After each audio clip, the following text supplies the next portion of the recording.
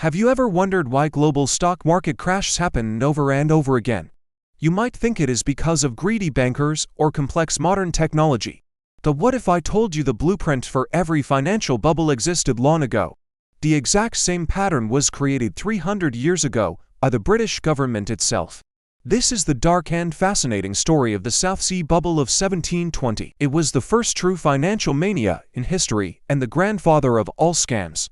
It was a fraud so sophisticated that it makes modern Ponzi schemes look like child's play. Imagine a company valued higher than the entire economy of France without a single product.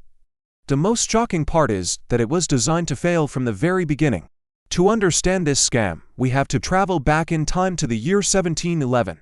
Great Britain was a rising global power fighting expensive wars on multiple fronts across Europe. But there was a massive problem hidden behind the glory and power of the British Empire. The country was completely broke and drowning in a sea of unpaid bills and interest. Decades of expensive wars against France had left the government with a staggering national debt. They owed £50 million, which in today's money would be trillions of dollars. The government was drowning in interest payments and could not afford to pay the army. The navy could not pay sailors, and the country was on the verge of collapse. They were desperate for a solution because if they failed, the entire kingdom would fall apart.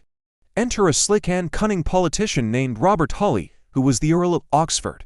He was the Chancellor of the Exchequer and he needed a miracle to save the country. He came up with a plan that was brilliant, revolutionary, and completely evil in its design. He looked at the government's angry creditors and he made them an offer they could not refuse. He asked them to forgive the debt that the government owed them in exchange for shares. They would receive shares, a brand new and exciting company backed by the British Crown. This was not just any company, it was the beginning of the world's biggest financial lie. They called it the South Sea Company and the name itself was designed to sell dreams. The sales pitch to the public and the creditors was incredibly seductive and hard to resist. The government granted this new company a total monopoly on trade with the South Seas. In those days, the South Seas referred to the rich and mysterious lands of South America. The public was told wild stories of unimaginable riches waiting to be discovered in the New World. They were told about mountains of gold in Peru and exotic spices in the markets of Mexico. The promise was simple: if you owned shares in this company, you would become filthy rich. You were not just helping the government, instead you were buying a ticket to wealth. It sounded like the perfect opportunity of a lifetime for everyone from bankers to shopkeepers. However, there was just one tiny and catastrophic detail that the government forgot to mention. The secret was that England was currently at war with Spain, which controlled South America.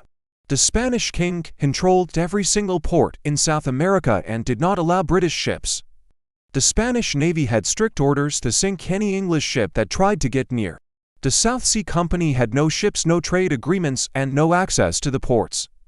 They had absolutely no way to access the wealth they were promising to the British public. The directors of the company knew this fact and the government ministers knew it very well. Even the Queen likely knew that the company was selling a dream that could not exist. The South Sea Company was not a trading company, it was a complex financial weapon. It was a mechanism designed to convert the government's toxic debt into hyped-up stock shares. They were using the public's greed as fuel to burn away the debts of the king. But for this massive scam to work, they needed people to truly believe in the lie. They needed to create a level of hype that the City of London had never seen. So they started one of the first massive corporate marketing campaigns in the history of finance. They bribed politicians to stand up and talk about the company in the halls of Parliament. They paid writers to publish pamphlets about the endless gold of the Americas waiting for them.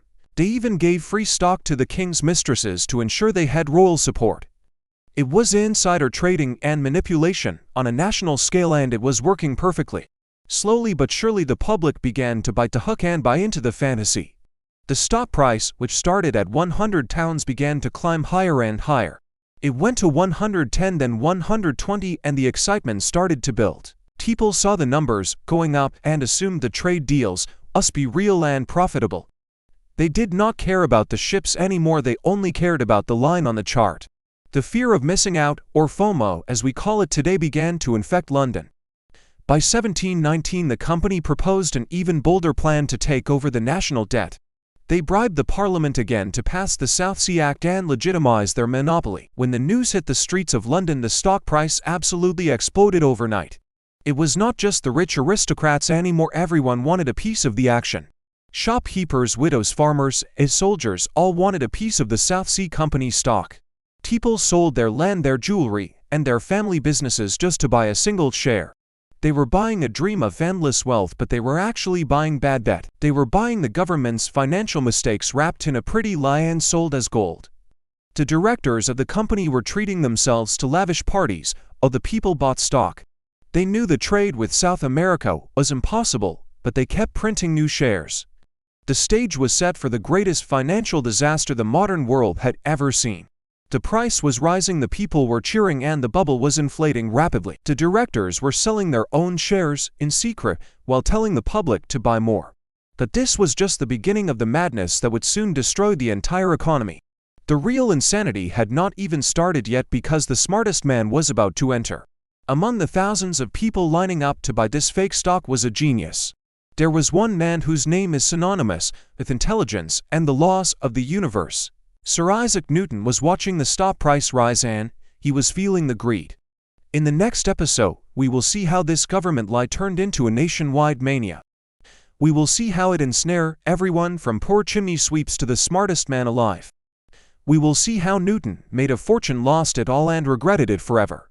He banned anyone from speaking the word South Sea in his presence for the rest of his life. If you want to see how genius can turn into stupidity when money is involved, subscribe.